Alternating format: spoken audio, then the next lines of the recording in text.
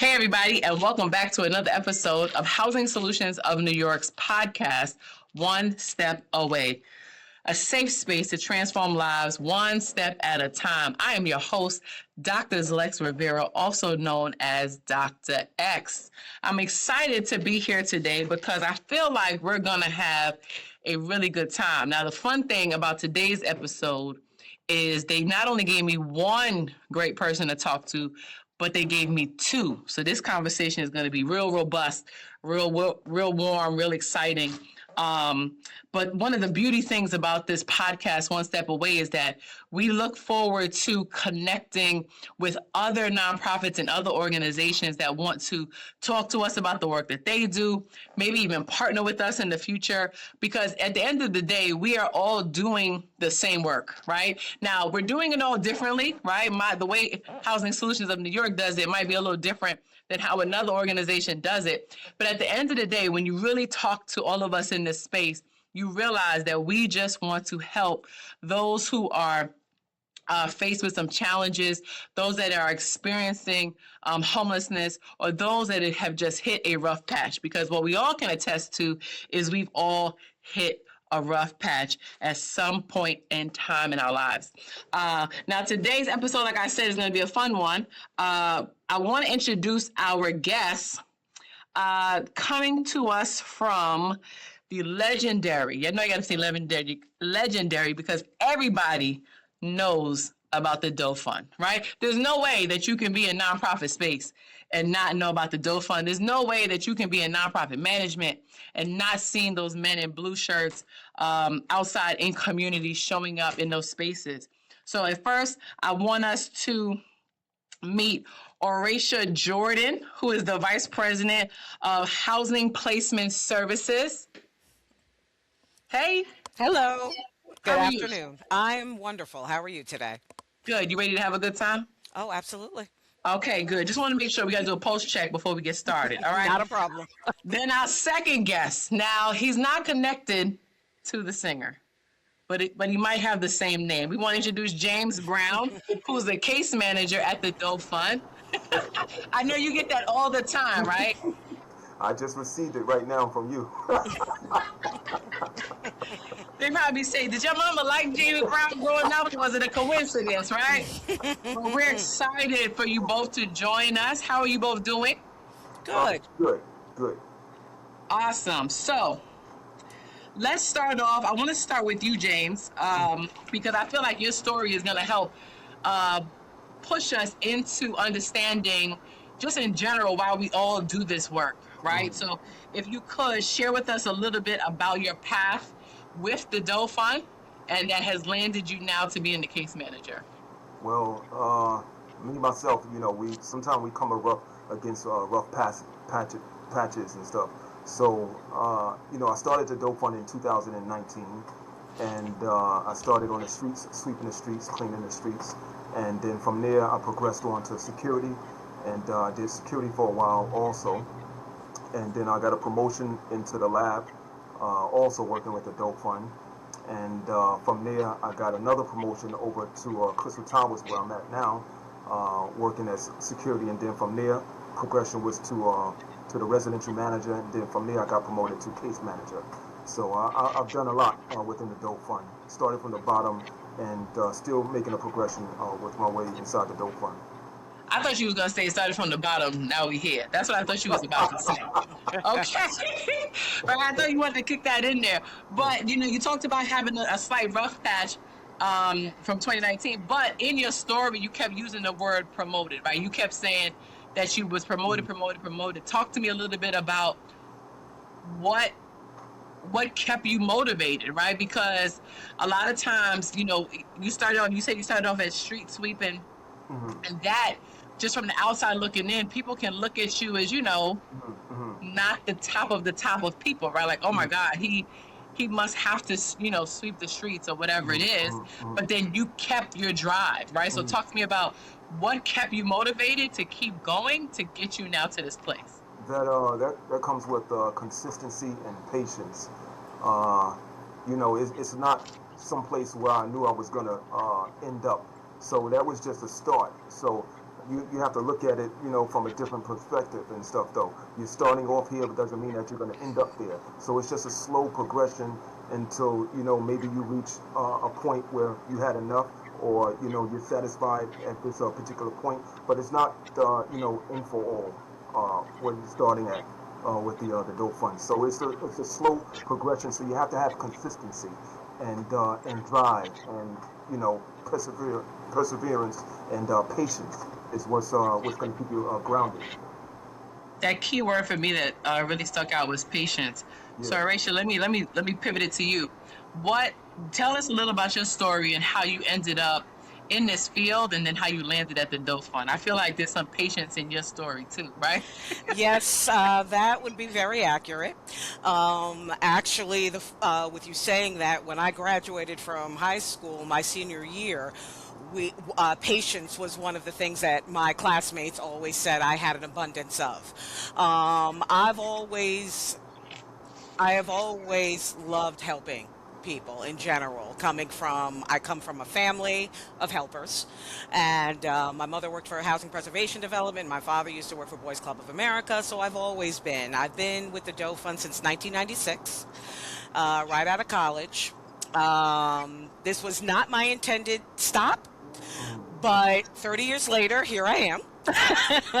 I started as an administrative assistant for the Doe Fund, and then was promoted throughout to graduate services, director of social services, and now the vice president of housing placements. So it's been a journey. I've worked in all the sites, the 2 Brooklyn sites, our Harlem site, our sites that we used to have in DC and New Jersey.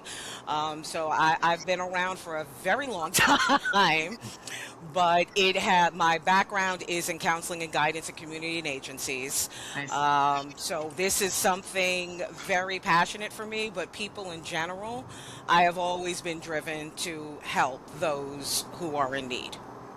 So I completely understand that. When I graduated from undergrad, I thought I was going to be a journalist. I think I've shared this in other episodes. But then I didn't want to go to war, right? I didn't want to be the journalist that they end up sending to one of the wars with the rain. Makes sense. Yeah, not for me. So then I ended up in college admissions, and then from college admissions, I was like, oh, is this really what I want to do? Long story short, I had a friend who worked at another nonprofit. She sent her internal vacancies, and then I just shot my shot at a housing director, and then I landed in shelter, and I've been in love for the last 16 years in that, because I've always had the heart for people, the level of empathy and understanding of people. Now, I may not be very patient in life, like in real life, right? Y'all probably understand what I mean. Yes, I do. Loud and clear. But at work, right, with clients, I'm very patient. I'm very understanding. But in my friend circle, it's not the same. But there's always a part, and this question's for both. I'm going to start with you, Orisha, and go to you, James. There's always a personal motivation that has to hit, right? Yes. And if you feel comfortable sharing it, I want to hear from both of you about what is and what maintains being your personal motivation. So one, for you, keep coming to work every day, and same for you, James. Like, how are y'all coming to work every day, and what motivates you the most? Well, my motivation, as you've mentioned before, my path changed as I got older. My original path was to be a pediatrician, and then I switched to being a psychologist, and then I ended up getting my degrees in that area. But for me, honestly, helping those who have often been overlooked in the system has really been my passion. Those who sometimes do not have a voice, those who often struggle to maintain what society has put in place for them every day. And this goes for staff as well as the participants in the program. I have been blessed, for being at the Doe Fund for 30 years. I have been blessed to see people like James come through the program, graduate, move out, and maintain a success story. And honestly, graduation day for me is the biggest for me, always has been, always will be, because to stand on that stage and to hand someone a diploma for a completion for people who may have never even had a graduation in their life. They may have never graduated from high school. They may have never had anybody honor the hard work that they're doing. They may have had people always putting them down, telling them they're not able to succeed. And to Yeah. succeed to this moment is what brings me here every day. It is not an easy job to do, but to be able, and a lot of my current staff are graduates of the program. So again, I have watched them from the beginning to the middle to the end, even those who have hit bumps, to help them Yeah. get back on their feet. But just to be able to give people an opportunity, the same opportunities I've been blessed to have, and to give people that support is what drives me here every day. And also, I have to say one thing about the Doe Fund is one of the reasons I've been here for so long is that people here care. They Nice. generally care. There is no they this is not a 9 to 5 job for them. It doesn't end when the clock ends.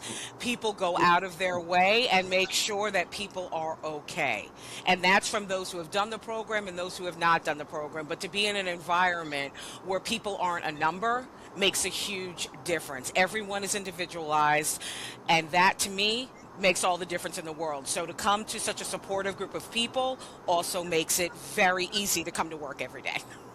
Nice. Uh, I like that. Come on, James. yeah, Dr. X, what keeps me going is, actually going through the process, like some of the residents experiencing homelessness and the trauma effect that it has on the individual and stuff, though, because while I was going through the homeless stage, I had no clue that it was affecting me mentally and stuff, though, like that. So to help some of the residents to overcome that. And sometimes I share my experience with them because they see me as a case manager, but they don't know the steps that it took for me to get to this Yeah. point where I'm at now. So, I've experienced homelessness for a period of time, and sometimes, it's not, it's case management wasn't the path that I chose, but everything happens for a reason. So, I see my coming into the Doe Fund was specifically for a specific reason, even though consciously I didn't choose my circumstances and stuff, though. But the circumstances that I was dealt, I tried to do the best that I could with the hand that I was dealt with, experiencing homelessness. So that takes me to a two-pronged question. I'm gonna bounce it back and forth, right? So, Orisha, I want you to, for those persons who are listening, that actually may not be familiar with the Doe Fund's approach or logic or seeing those blue shirts, can you give a little bit of context around that program dynamic within the Doe Fund? And then I'm gonna pivot another question to you, James, around lived experience. Well, Doe Fund, we've been around since 1985. So it's definitely been a while. But, our mission has always been to help homelessness, those who are homeless, formerly incarcerated, or excuse my language, let me rephrase that, to those who with substance abuse issues. And so any of those are the populations that they've always been, but the main component has been about work. Yeah. Because at the end of the day, being able to provide for yourself or to be able to provide for one's family is really what makes someone feel valuable to themselves as well as their community. Most people, they're not looking for a handout. That's not what Yeah. they want. They want a hand up. And that Yeah. is what the Doe Fund provides. We provide a hand up. We don't do the work for you, but we will support you 150% of the way Yeah. to get to where you need to be. So Dr. that is where we are. I'm Yeah. sorry, James, go ahead. No, I was telling Dr. X, I can testify to that, though. So I'm a living testimony to that, though. Even now, sometimes I still utilize some of the services within the Doe Fund, and Ms. Jordan can testify to that. No question. And some of the services that we do have, we are a very comprehensive program.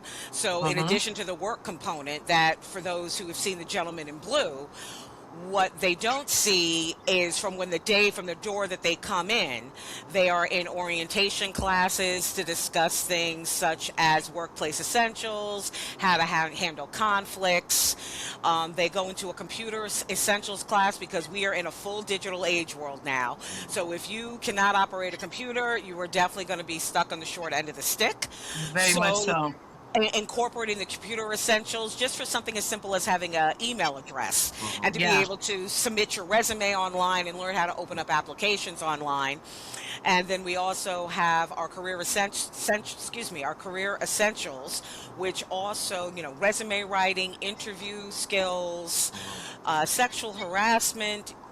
So we try to give everyone as many tools as they can. And then they also have the occupational pieces where we like to put people into a vocational plan if possible, whether it is culinary, HVAC, security, just to name a few.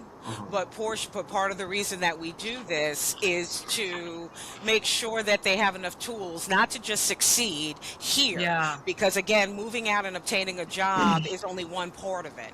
The big part of it is being able to maintain those things so people don't come back into these systems. Yeah, exactly. And that's where some of the challenges come behind. But the full the full program in itself and the comprehensive services come along. We have a housing specialist team that comes into play, and then we also have a graduate services team come into play.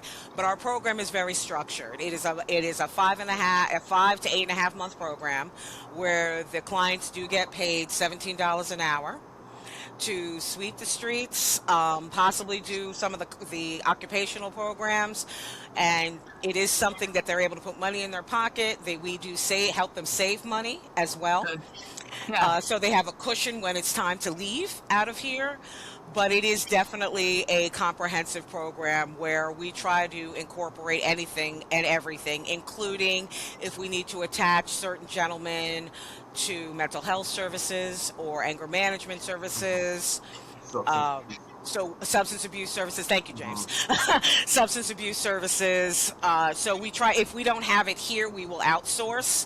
But we do have some internal things on site where we do have some programs on site. Our case management team does run, bless you, we do run orientations for the beginning. The first 30 days, every client is in-house.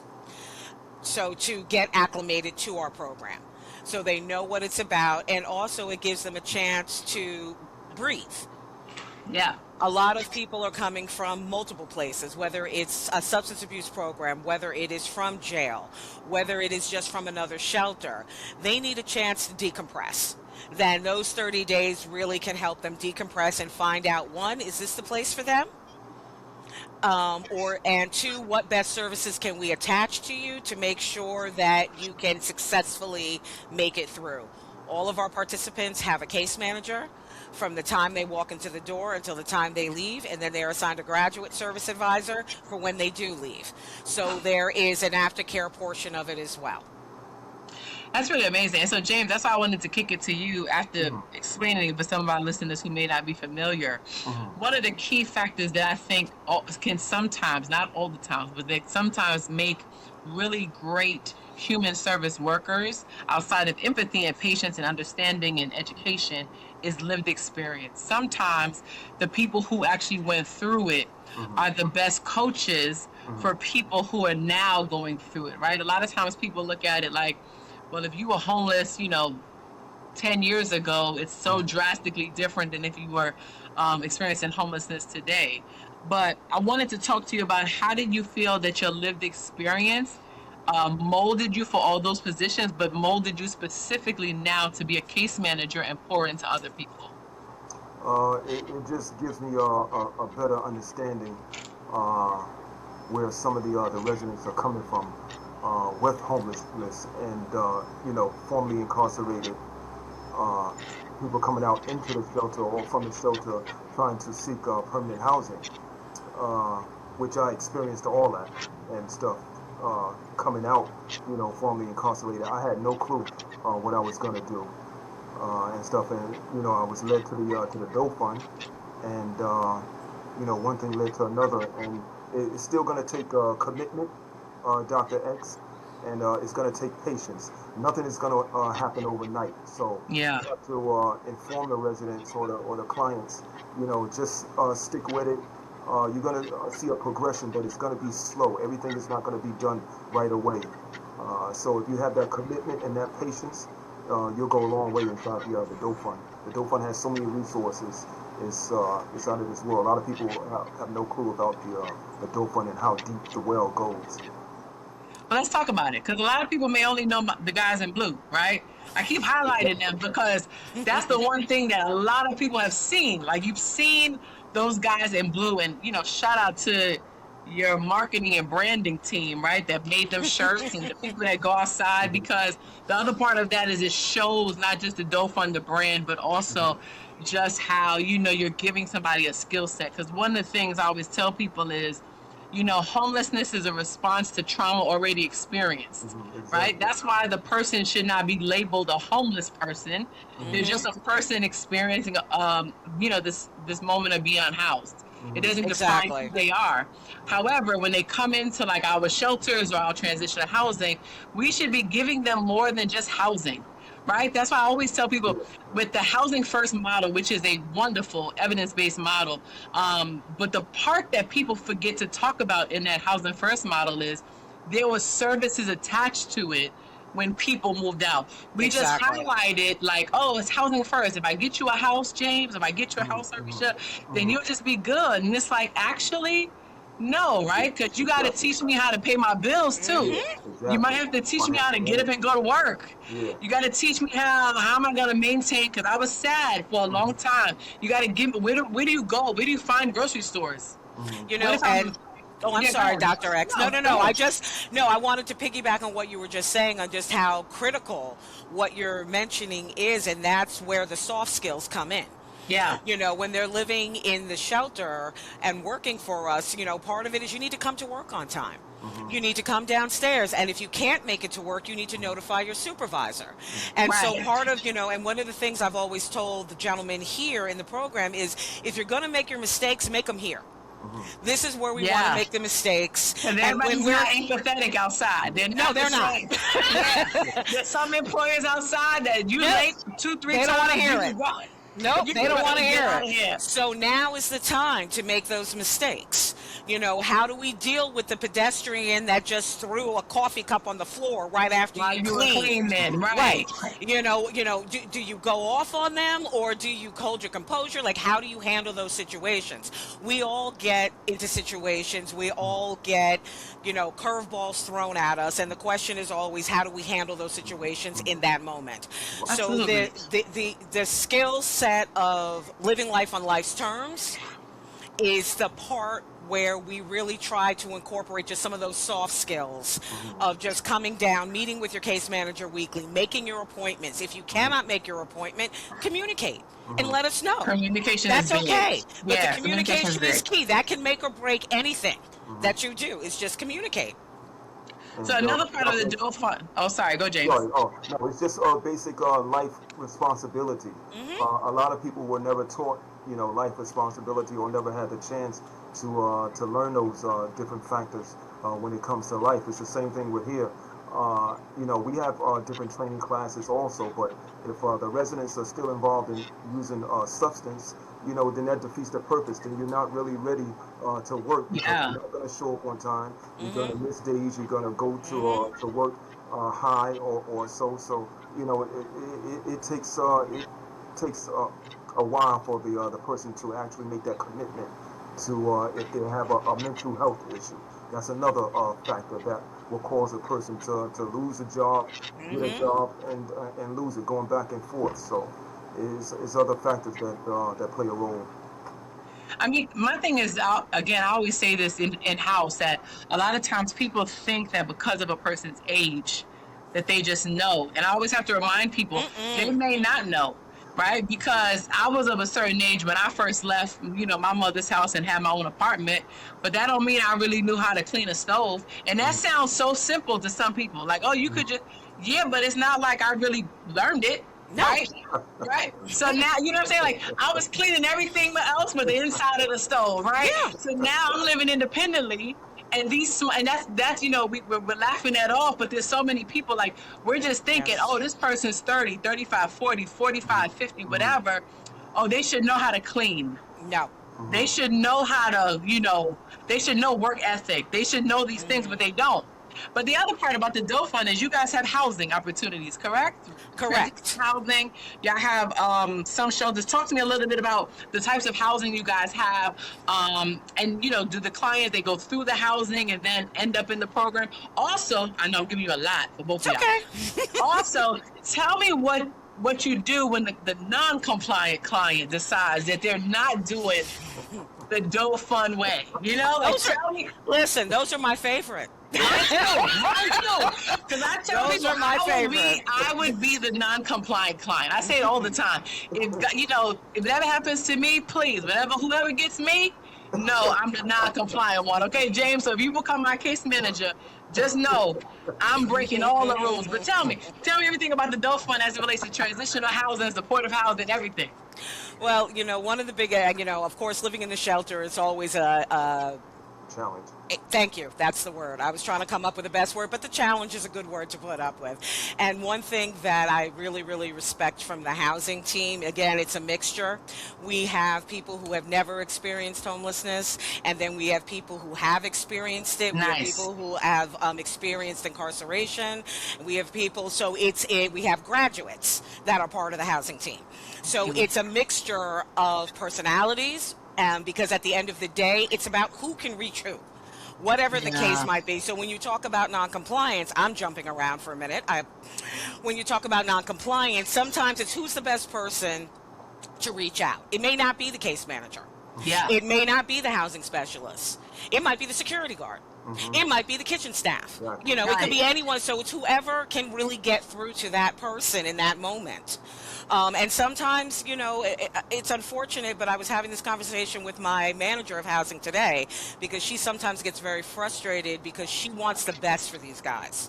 She wants them to live their best lives. And it's like when you won't open up a public assistance case because we need it, there becomes a lot of frustration on the staff side. Yeah. But sometimes we have to take a moment and look at where that person might be. And this is what you're talking about, James. Sometimes there's fear behind it. Sometimes you have to escort that client to the public assistance office because they get overwhelmed when they go over there. They don't know what to do. They don't know how to operate the systems. Shoot, I don't even know how to operate half these systems. I'd be lost and I'd begin put out the HRA office. Okay, by the time I people get there. frustrated. People get frustrated. So sometimes with the non-compliance, you may have to go a little bit above. Yeah. And kind of do I don't want to use the word hand-holding, but sometimes you do have to hand-hold because we don't know. And some people do not know that they've been traumatized. They're not aware of it at all. Yeah. And, we can sometimes see what they can't see.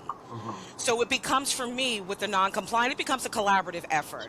I also bring in social services to the component. So it's not just the housing team. We get everybody involved. We get the director of housing. We will get the case manager. We getting everybody. This is going to be a family affair. This is a village thing. I've always been brought up in the village. James said that's how it went. You see his face? He said that's how it went. James, did that happen? Did they have to get the kitchen staff to come talk to you at one point too? Now, James was okay. No. James was okay. But Dr. X, just to piggyback on what Ms. Jordan was saying, with the trauma of being homeless, it doesn't go away even when you receive permanent housing. Yeah. You have that trauma that's lingering. So you have to utilize some of the Doe Fund services when it comes to mental health to help you out and to help you maintain that permanent housing and stuff, because it doesn't go away. I still have my trauma. So just elaborate on that if you feel comfortable, right? Because I think a lot of people use the word very loosely, and I'm always big on people using stuff as just hashtags, but not really explaining it. Because everybody says like, oh, it's traumatic. They used to be homeless and it's traumatic. They experienced it. But can you actually describe it, right? Because you was getting assistance, but you're saying even in your permanent housing or the housing situation, that still lingered, right? So what was it? Like was it anxiety? Was it like a just I found out it's anxiety also. Even though you may have permanent housing, you still have that thought in the back of your head that you may lose your place tomorrow. Oh, I may lose my job tomorrow. Can't Hmm. you can't pay rent. So those are the thoughts that you have in the back of your head consistently, and You, it does, like I said, it doesn't go away overnight, even Yeah. no. if you achieve permanent housing. No, So no, it definitely doesn't. And, when you talk about some of the programs that we have available, like, the housing team, we do run our meetings with the gentlemen in our program. We run our meetings when they become employed. And one of the things we all discuss is they discuss budgetary. Mm-hmm. They discuss where to go if your lights are turned off. Great. We try to put together an exit package for the clients so they actually know who to speak to, where to go to when you run into a problem. Because what for me, I feel like my experience, I can only speak on my experience of working at the Doe Fund, is knowing what to do in a crisis can really alleviate a lot of anxiety that Yeah. James is talking about. Because if you don't know what to do, if the city hasn't paid their portion of the rent, and Yeah. now the management is coming after you saying you owe yes, $4,000, Yeah. yes, or what happens a lot of times is something might happen and they get an eviction notice, people will just vacate their apartment, as opposed to knowing you don't need to do that. yeah, You need to No. keep yourself in that apartment and let's fight it the right way. The right way. And people just don't have the tools and they don't know the resources to put themselves in a position so they know that being homeless is not necessarily. Can it happen? Absolutely. It can happen to anyone. Anyone overnight can become homeless. It doesn't matter what your It circumstances doesn't are. matter. It can happen to anyone, but the question is, what do we do? And how do we deal with it?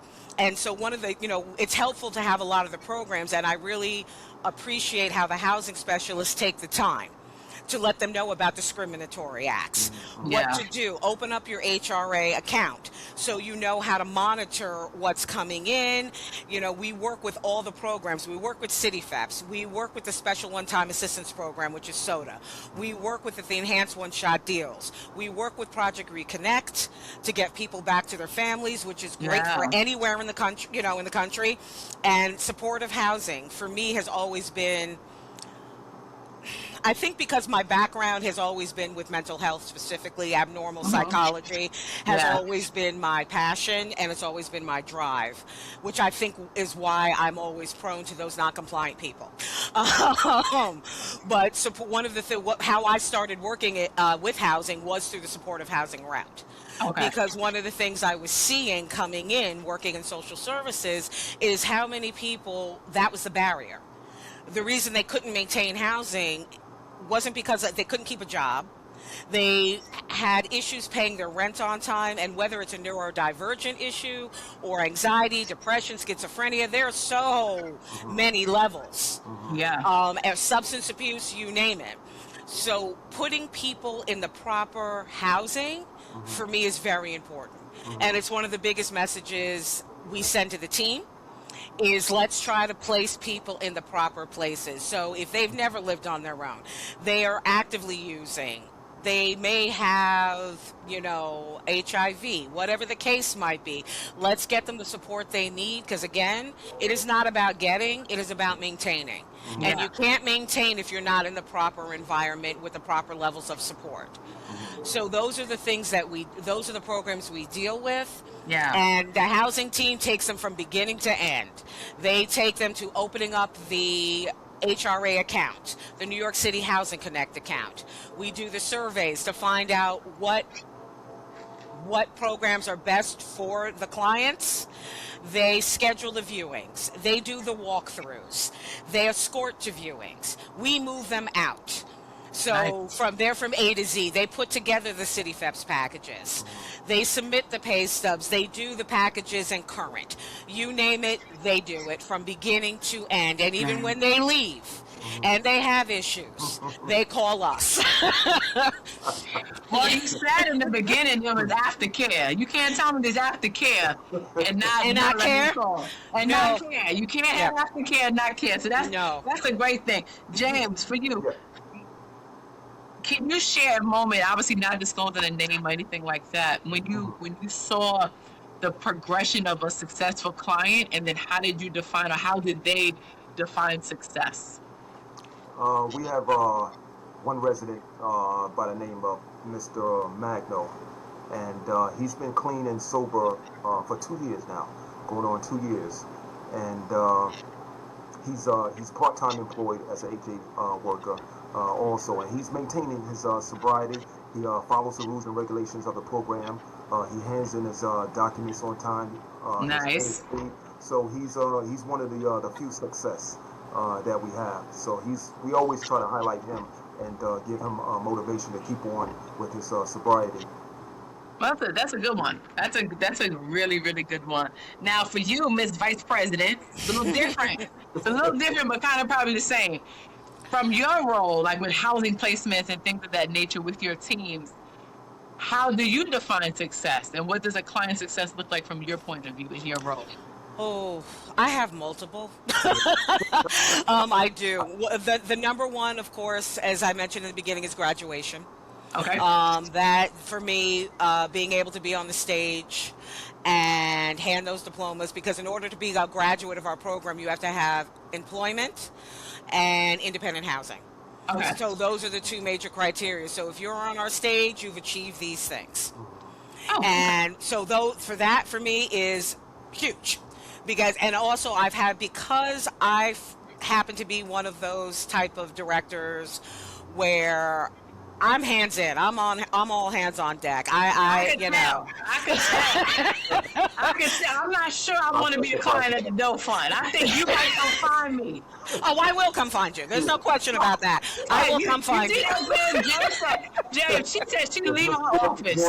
Canceling all the meetings. I'm hands on. Canceling all her meetings. She's coming to find me if I was not compliant. Okay. And I think that's what makes it difficult for me, is to be able to pick one, is because I've been able to watch people grow.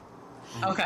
Within, without. So I've watched you from the door where you might be banging your head against the wall because you're so resistant. You're getting high every day, you're breaking curfew, whatever the case might be. And to watch the transition for me is huge.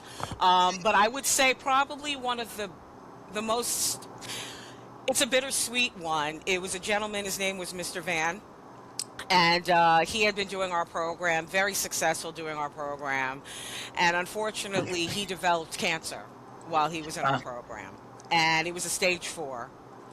And one of the biggest concerns for myself as well as the housing team was we did not want that man to be here in shelter. That makes sense. Yeah. You You know, want somebody to be somewhere we else. wanted him to be in his own place. Yeah. And when I say a team effort happened with the coordination of the Doe Fund, the Department of Homeless Services, and Sloan. All 3 components worked together to get this gentleman into his place. Unfortunately, he did pass away, but he passed away in his place, not in the shelter system. And when I say all hands on, when he couldn't come out of Sloan for his treatments, housing went to him. They went to him to have him sign his documentation. So it's a bittersweet piece for me, but to know how many people cared to make sure that gentleman did not stay here is more than I can say.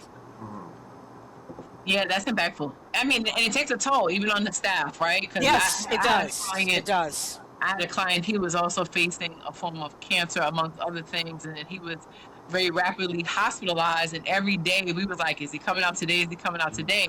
But he also had 2 dogs.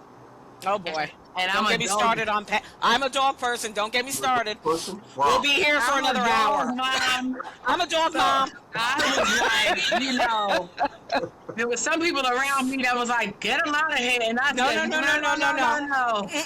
We're going to go find something for them dogs. Because when that man comes out, I'm not going to be, because also there are a lot of shelters that are kill shelters. There are shelters that, you have to pay for extended stay. When I tell y'all, I spent good portions of my day. Yes. And some of my staff were like, are you still looking for someplace for them dogs? Absolutely. And even I started reaching out to the hospital like, hey, can we bring the dogs there from some time to time so that man can be with his dogs? similar to the story, unfortunately, Mm-hmm. he passed away. But even after death, I made sure them dogs were adopted Mm. and living with somebody else. Because I also said that man wasn't gonna come haunt me. That's what I said. He I wasn't respect gonna that. come back for me. Okay, you No. go to your dogs, wherever they are, Yep. happy and living well. But you're not gonna come back for me.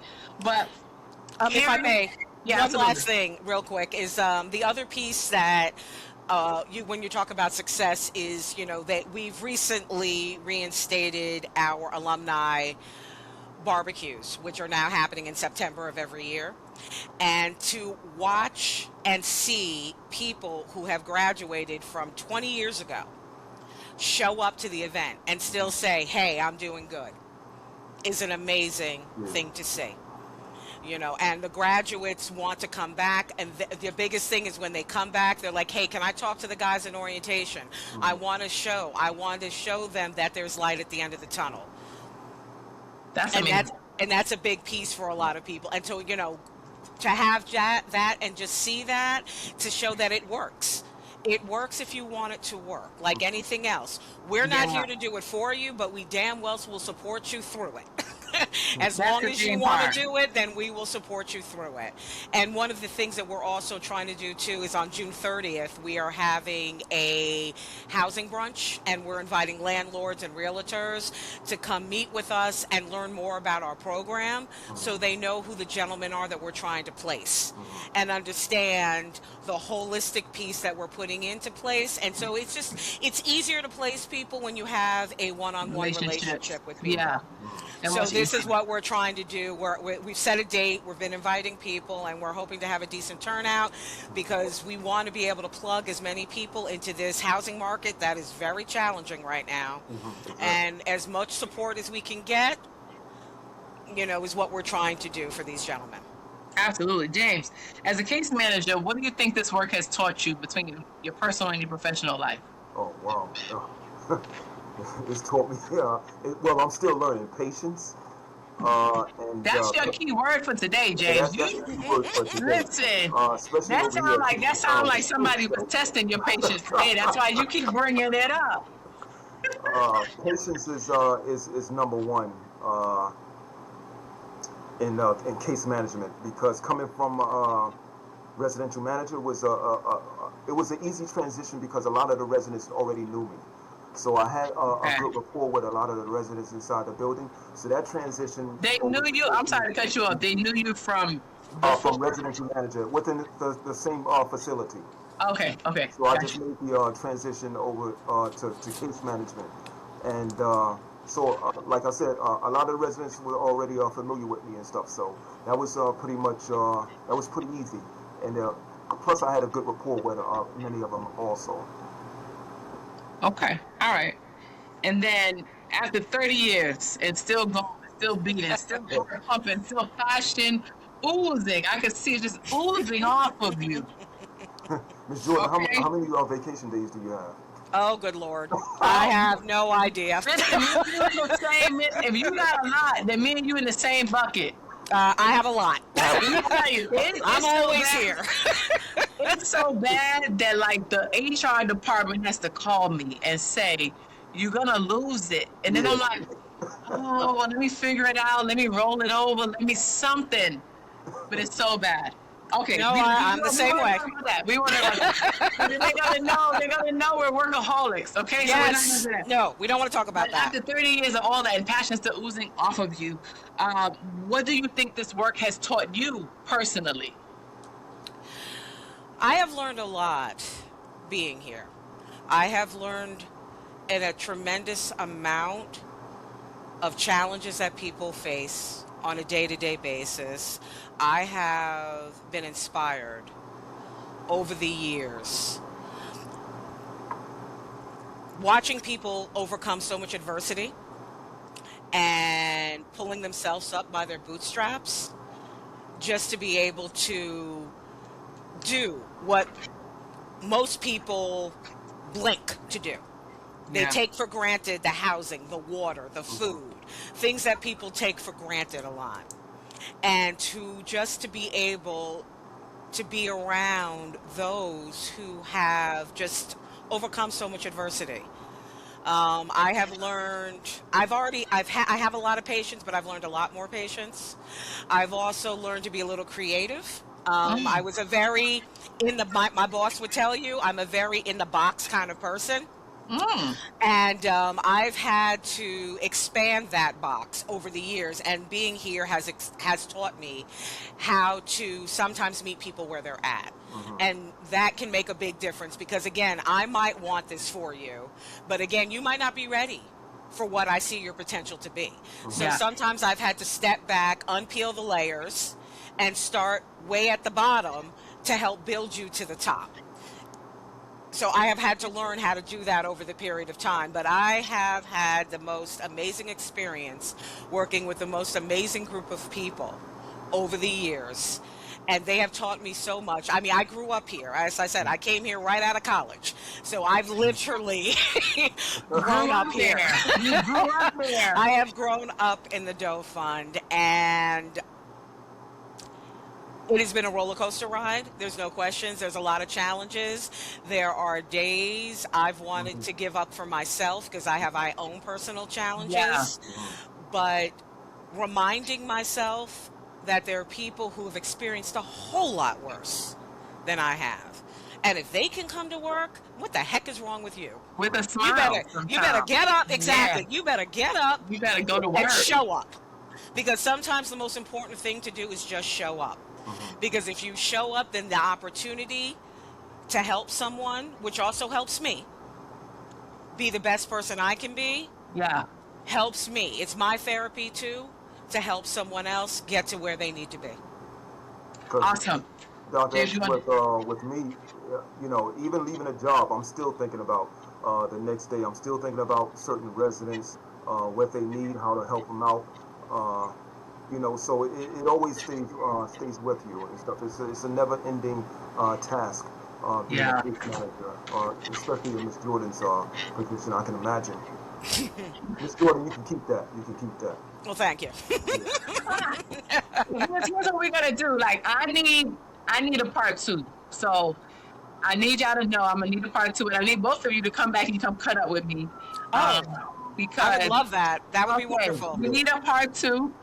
Maybe y'all should bring me to the Doe Fund. I want to come over there with y'all. By all Let me means, tell my producer. I know he's listening in the back. we Let me are come happy to over have here. you. Yeah, because we've done that before. We've gone other places. Maybe he can mic us up and we could walk around. Yeah. But just really talk to you guys some more. But I do want to thank you both for joining us on this episode. And until next time, I just want to summarize some key things that we've been talking about today that everybody might have heard outside of patience, right? Everybody understands that to do this Patience work, and you got to commitment. have patience. But also, all of us here, we were highlighting levels of stability that lead to transformation. How when the system works, and we mean like the internal system of the provider that you're under, when that system works and it's cohesive and collaborative, it has a really great human impact. Final question before we go for both of you. I'm gonna let James answer it first, and I'm gonna kick it to Orisha. What does one step away mean to each one of you in the work that you do? One step away, I would probably say it means you're one step away from success. Each day that you wake up is that one step towards success. Orisha? I have to agree with Mr. Brown on that one. It is. It's one step away. It's actually twofold, believe it or not, for me. Okay. It's one step away for success, but it's also the reality that anyone is one step away from being in this type of situation. So be mindful when you're talking to others and when you approach someone that may not be going through a good Yeah. day. Smile. Say hello. It can sometimes make a difference because you never know what anybody's going through, and that one step of can make a big difference in that person's moment. You never know what it's going to do. Absolutely. Absolutely. Once again, I want to thank y'all both for joining us. Everybody, tune in, follow us, follow HSNY, follow the Doe Fund. By the time you watch our next episode, we're going to want y'all to know a little bit more about the Doe Fund than you knew today. All right, that's what we're telling the people listening. But again, follow HSNY, follow the Doe Fund, follow us on Spotify, on YouTube. Make sure you stay connected. And remember, everyone, that we are all just one step away. Until next Yes, time. ma'am. Thank you, Dr. X. Doc, Thanks. thank you, Dr. X.